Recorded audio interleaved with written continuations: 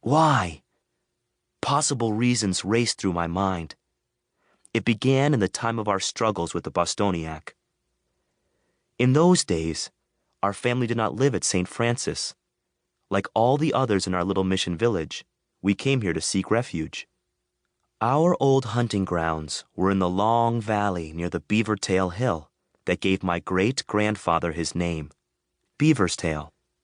When Earth was still being shaped, Giant Beaver had been greedy and cut down all the trees to build a huge dam. He made it to hold all the water in the river for himself. The fish could no longer run upriver. The people suffered. So Gluskabi had come and fought the giant beaver. He broke open the dam to let the waters flow free. He killed the monster and turned his body into a range of hills. Where the dam had been was now a waterfall. It was there, in village below the falls, that my great-grandfather's father tried to greet and welcome the Bostoniac. They came to us because they were greedy for the furs of the animals in our forests, Beaver's Tail once told me. Though stooped with the weight of so many seasons, he was still half a head taller than any other man in our village. People say that my own tall frame is like that of my great-grandfather's. He no longer is among us, having walked the road of stars 7 winters ago, when I was in my own 7th year, but he lived to an old, old age. I remember how the long fingers of his hands curled in upon themselves like 2 pieces of rawhide left out in the sun and rain. He could no longer use a bow or a gun, but was able to carve with a crooked knife.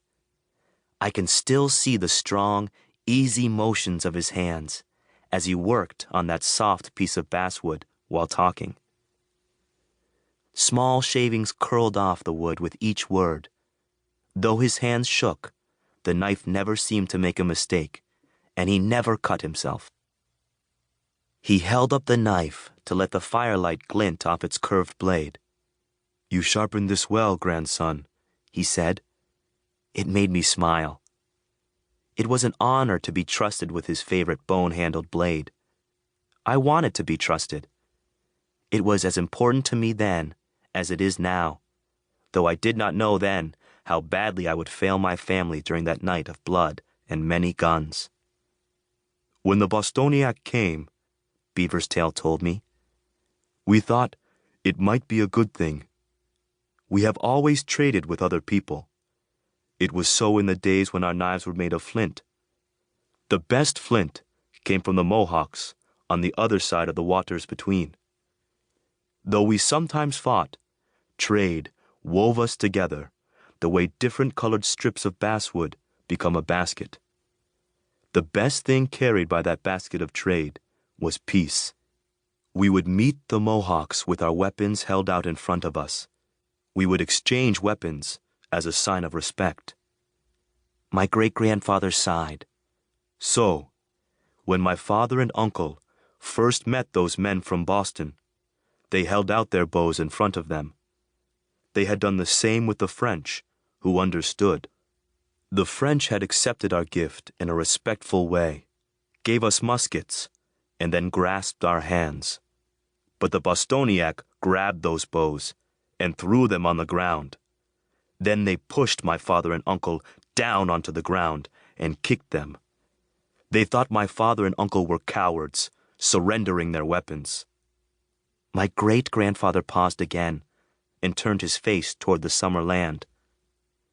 He was seeing that scene again as he looked toward the place where we had once lived. "The Bostoniac," he said, returning again to his carving, "wanted the land that we lived on. They wanted us to either leave our land or be buried beneath it. We tried to make peace. When there was no other way, we fought."